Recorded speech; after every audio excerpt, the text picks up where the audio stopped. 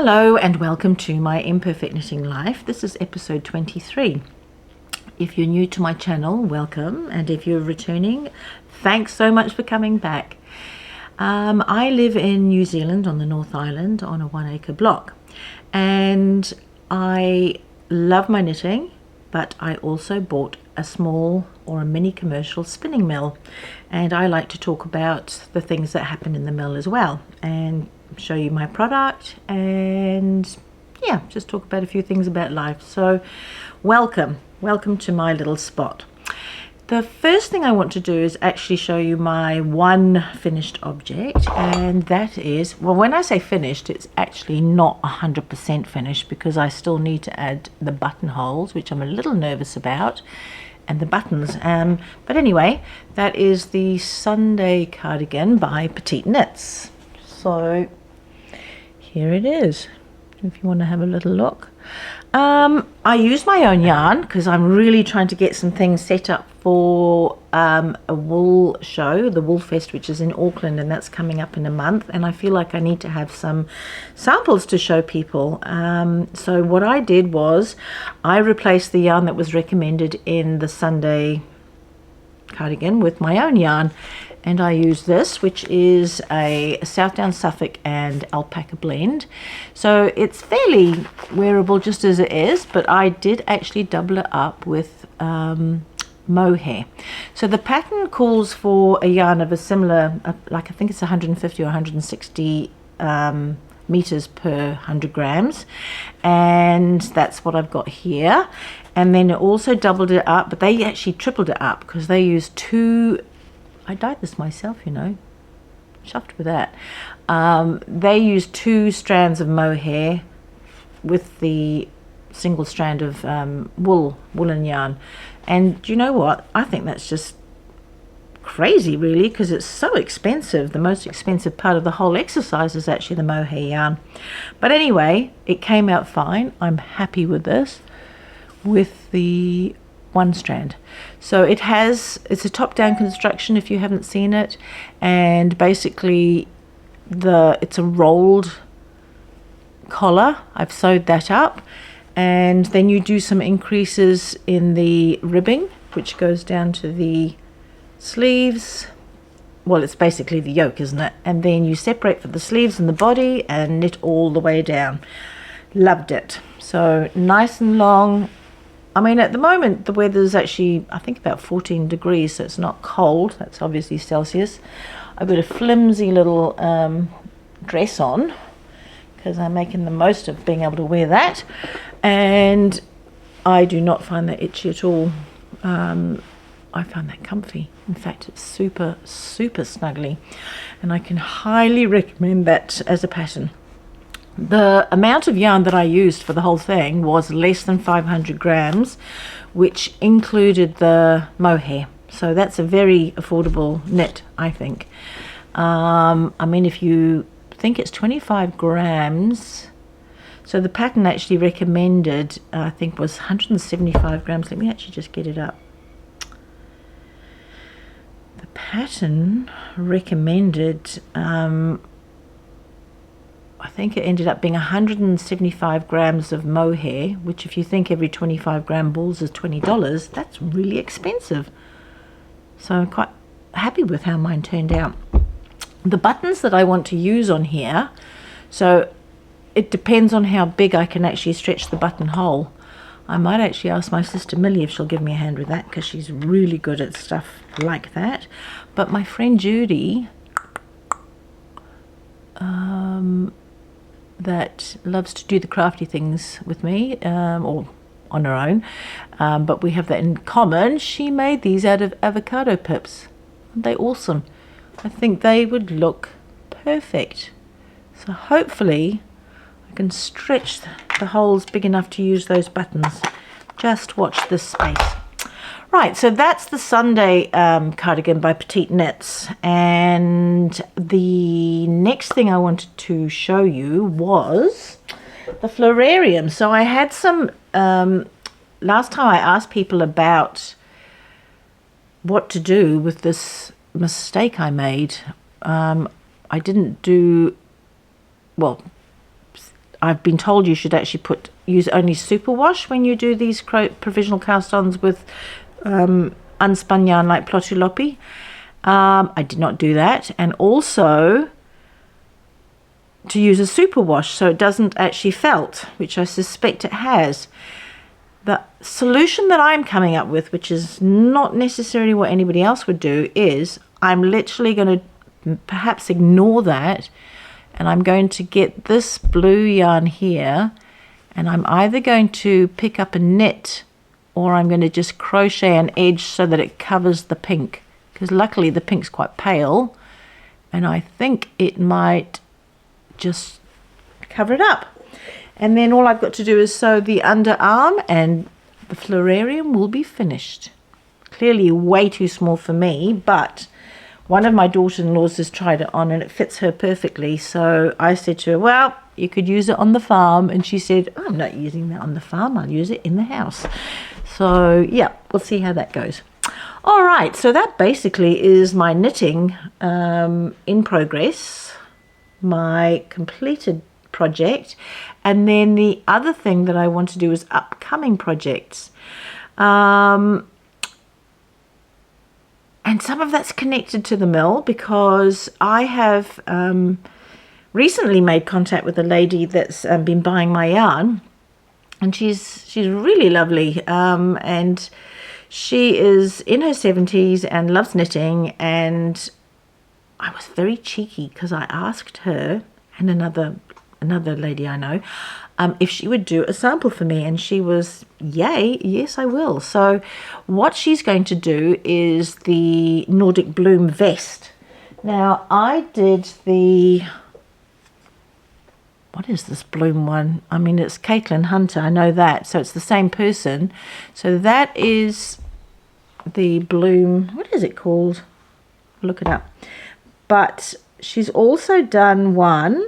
The Nordic Bloom is basically the flower part. Look, the flower part of that, but in chunky yarn and in a vest. So that actually really suits my yarns perfectly. So Colleen, that's the lady that I'm working with. She said, you know, you choose the colors and send it to me. So now, of course, I'm trying to think, well, what colors would be good? So, you know, would that be good? I'll talk to you about those yarns in a tick. Or I've got this other green. Look at that green, and it's that would go very nicely with that pink, which is not too far off what they used, is it? So yeah, let's watch that space. So she says that the pattern is in a Laney or Laney book, Nordic Knits. I don't think you can buy it on Ravelry, which is a real shame, because I would love to have the pattern, but I at the moment can't justify $66 on that. But it's speaking to me, so I might end up buying it anyway. And so yeah, I think maybe we'll do that. I might even make up a green just to maybe get some kits together. That would be a really good idea. Even if, you know, with my tiny little batches, we might only end up with like 5 kits. You know, it's quite funny really when you think about it, how tiny my batches are. So I really have totally embraced this realization that I cannot compete, and I don't want to compete with big mills. I really have what's almost a handmade product, because every step of the way a hand is used to create this. There's nothing terribly automated apart from the actual carding. You know, I can't do the work of that machine and the spinning, but it's very labor intensive. And you know, I did look at some other spinneries, and when you see that they've got 50 or 100 spools lined up, and then I'm excited when I get 6 spools on the go at the same time. But you know, that's the joy. It's a very slow kind of movement product, and I'm going to embrace that, and I really hope you embrace it too. Yesterday I had a lovely visit from some fibre artists in New Zealand, and normally they'd be going to the Magalhães camp, which happens every couple of years, and that is just a fun weekend. And so this weekend, which they said would have been the Magalhães weekend, they decided they would come to Rotorua and spin together and do some crafty things. So they popped around. They said, oh, can we come and see the mill? And initially I wasn't sure because of my bung leg, but it's improved so much that I was like, no, let's just go for it, bite the bullet. Because I'm also I mean, you'd think that doing podcasts you'd have to be outgoing, but I don't think you do need to be outgoing to do podcasts. And so I get a little bit, I wouldn't say anxious, but I do get a little bit reticent, when I meet people. But once I get there and once things get going, I'm absolutely fine. It's usually just that little beforehand bit. Anyway, I'm digressing again. So they came yesterday and we had a little tour around the mill, and then they came up and squished the yarn, and they just loved my colours and gave me such good feedback. I was like, man, I think this has been better for me than it has for them, because I really enjoyed sharing that. And it's quite isolating when you don't have anyone to share your stuff with, and I think that's why the podcast is also very helpful for me. So I'm glad you guys enjoy it, but yes, I get something out of it too, so thank you so much. I have had a couple of questions. I do remember last time asking, and maybe if people do want to ask questions, just ask them as we go along, and then maybe at the next podcast I can answer the question in that next podcast. So one of the questions I had was around humidity, because we recently had that tropical cyclone come through, and the humidity was really high. In fact, the one day in the mill it was 89%, and they wanted to know if the humidity affects the functioning of the mill. So I do find that it doesn't seem to affect it as much as I thought it would when I'm using sheep fleece. So alpaca fleece is much more prone to static. That's what I find. But we don't have a really low humidity environment. So I know when I went to the States and I was at Junction Fibre Mill, I mean, they're dealing sometimes with 35% humidity. Well, it's not often that ours would go below 60. So when it gets to around that 60 mark, I do watch the machines. I watch the fibre as it comes out of the machines quite closely, to see if it is static, and if it is, I do have like a spray that I can spray on that helps with the static, and I use that. And then afterwards, one of the last processes when all the yarn comes out of the mill is that I do rinse that or wash that and hang it up. And that does two things. It removes the oils, it removes some dirt, and it blooms the product. And sometimes there might be a tiny bit of excess dye which comes out as well. So I don't really think that I'm as affected as I thought I would be. Obviously, when the humidity's moderate, I just open the door in the shed, and that allows the humidity from outside to come in a bit more. Because what I did do when what I got done when I had the shed lined and everything was completely insulated it, because it can be cold, really cold, and really hot, obviously, depending on the season. So I thought that was a no-brainer. So we did do that. So yes, technically I think that low humidity is probably going to have way more effect than high humidity. I don't find a lot of effect, negative effect with the high humidity at all. So that was one question that somebody answered. I'm just going to look at the next one. Oh yeah, so the fleece that I dyed up with the dahlias, I'm not sure how you pronounce it, that was a yellow fleece. Let me just grab it. So, you have to soak a hell of a lot of dahlia flower heads to get the colour. It was much patchier than that. I can actually show you some because I've still got some of the fleece down in the mill. And you have to soak the fleece in alum before you dye it, because the alum is a mordant for the dahlia.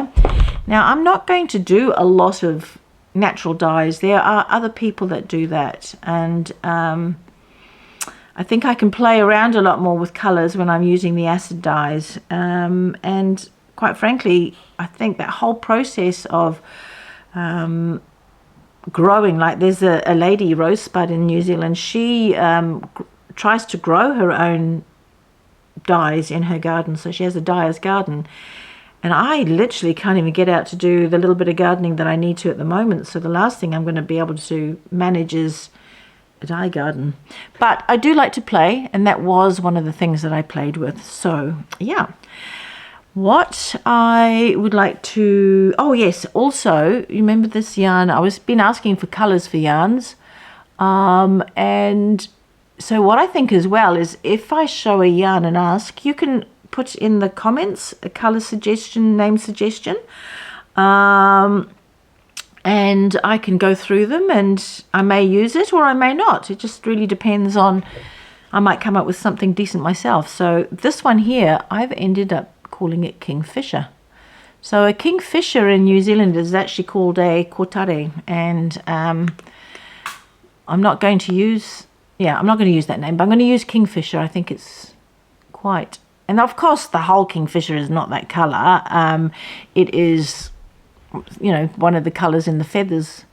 And the other, when I was driving out of the property a couple of days ago, I actually saw a Kingfisher on the fence, and I was like, oh, I think that's the perfect name for that blue, because look at those feathers. So enjoy. This is a pretty squishy yarn. So the other thing that I wanted, just before I start showing all the yarns, was I was trying to explain the difference between a worsted yarn and a woolen yarn, and I made a total hash of it last time. So I have got here a fabulous little book which came with the mill, called The Spinner's Companion, by Bobby Irwin, and in there is a really good description. So basically it's saying a worsted yarn is spun from combed or oriented fiber with a short draw. So I think what that basically means is you're going to have, I'm going to say more twist, but it's going to create less air. So it squishes the yarn, so you get less air in it, and that's why it probably makes a better fabric for weaving or whatever. But what my mill has is a semi-worsted yarn, so it has the aligned fibers, but there's a little bit more air in it, so that's what gives you the squishiness of that yarn. Whereas the woolen yarn, they don't align the fibers at all. The way it goes through the machinery is at some point it's cut and made into pencil roving, which, if you know about pencil roving like knitted in yarn or Lettlopi, it has no strength. It basically just pulls apart very easily, and it's only when you spin it that it puts that in. Whereas there's a little bit more strength in, you know, the sort of aligned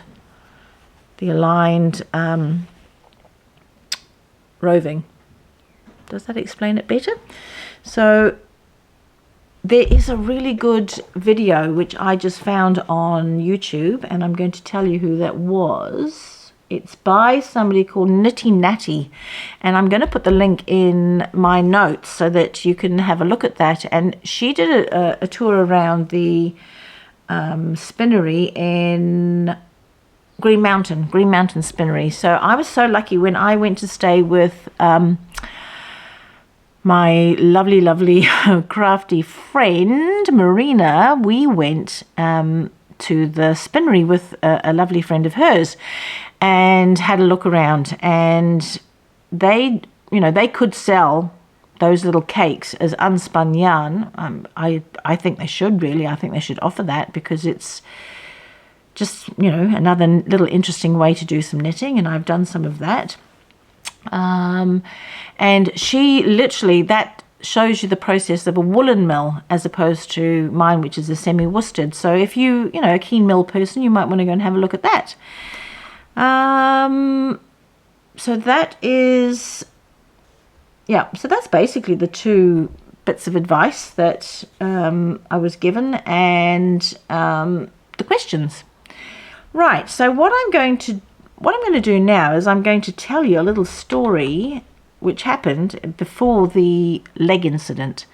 So I was working in the mill and the Pindrafter got jammed, and so I thought, okay, I'll try and undo all the bits. So I did undo all the bits, but what actually happened was the pins that rotate round, it literally got lifted and jammed, and I couldn't work out how to get this jam clear. So a friend of mine, her hubby came over and he helped me, and I kind of got to this point, I didn't know how to fix this problem. It was completely jammed, it wouldn't work, it kept breaking the little pin that is like a safety mechanism with the motor. So if there's a jam, there's this little plastic pin that breaks and it stops the motor moving, so it doesn't compound the problem.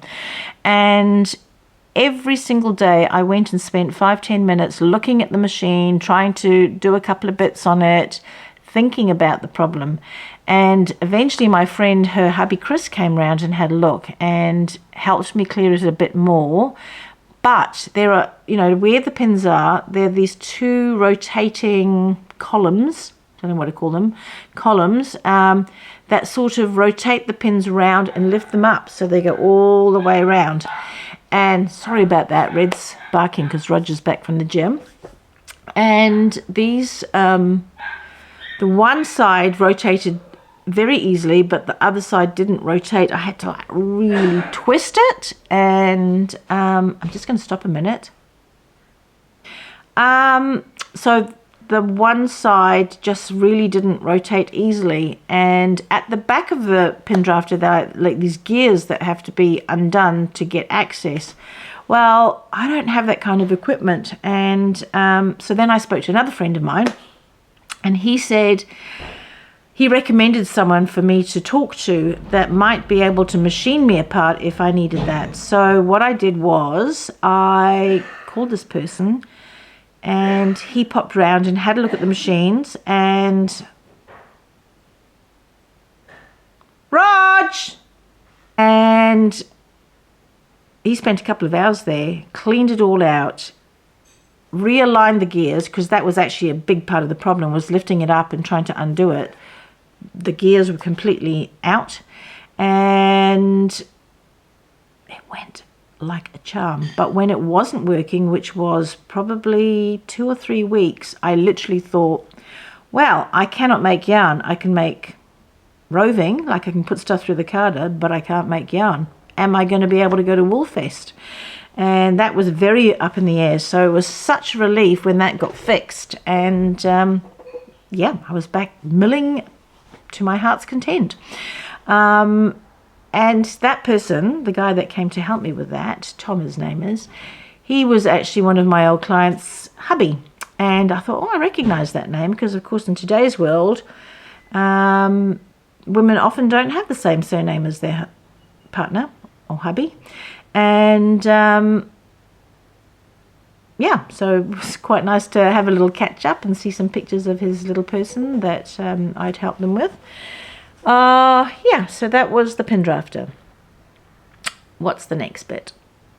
Oh, I want to show you some of the yarns that I've made. Yesterday when the ladies came along, they were like very colour conscious, which is really nice. So they were putting together all sorts of little colour combinations. So that's, you know, you look at those colours there, look at these colours out in the mill. Somebody just loved all the greens. And, you know, there's a little bit of purple in that same one. Sorry, I keep jogging the camera, but we're just going to have to live with that. Here is a rusty red, orangey red. That looks nice with that. So let's take the rusty red and the yellow, for example. And then you put the purpley blue in. It's okay. I don't love it, but it's okay, it's quite nice. Or if you take the rustic red, you know, if you like natural colours, what natural? Muted, not bright. I think these are the ones, you know, there's all sorts to choose from. Look at that. That's my latest green. I mean, I look at that and I look at it and I can't believe I've actually made that. I've taken that, my pipe dream really, and over 2.5 years worked my way towards that. Super happy. So I think one of the main things is really, you're not going to get a lot of this. If you want to make something, you really need to order as much, if not more, than you think you're going to need, so that you have a little bit extra, because the nature of this yarn is, I do measure the lengths, but it's not uniform. It's definitely a nice organic product.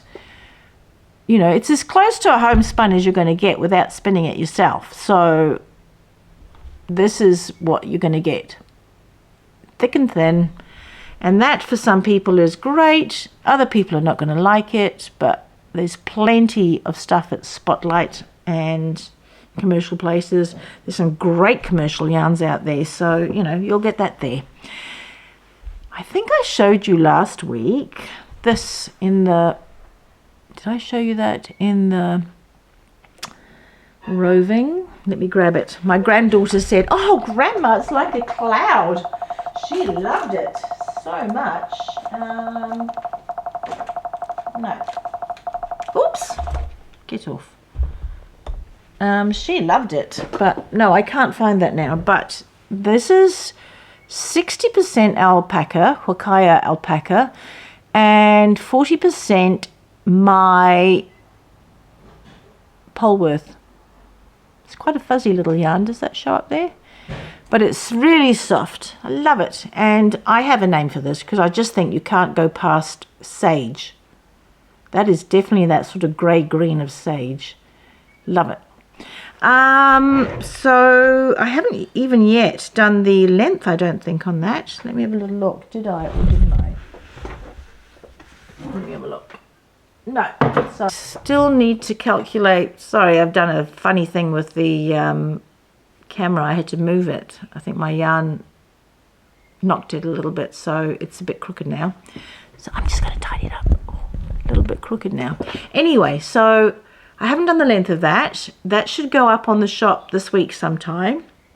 The other thing that I want to put up is this one, which I also haven't done the length of yet, but that's about I reckon 170 meters per 100 grams. So that would be good for that Nordic Bloom, and that would be good for Sunday cardigan. I have a very limited amount of this yarn, but I'm going to be doing some more greens this week. The latest one that I just showed you, this one. Now, I need a name for this one. I hope that's fairly true to colour, I think, but there is, I don't know if you can see it, a lot of orange in there. So I was experimenting again. What I was doing was I was doing strips of colours on the carder, and then when I pin drafted it, I tried to align it so that there were some similar colours together and some mixed colours, and then when I spun it up in the singles, I then combined that so that it was a little bit more blended. So when you actually look at the roving, you can see, oops, come on. All right, so you can see there's a definite pink and orange and like a raspberry colour. And that ends up like that.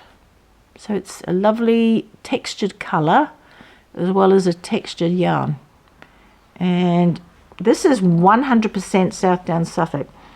Really bouncy, and I honestly, underrated fleece. In fact, yesterday we were talking about underrated fleeces because I think Southdown Suffolk is very underrated. So's Texel.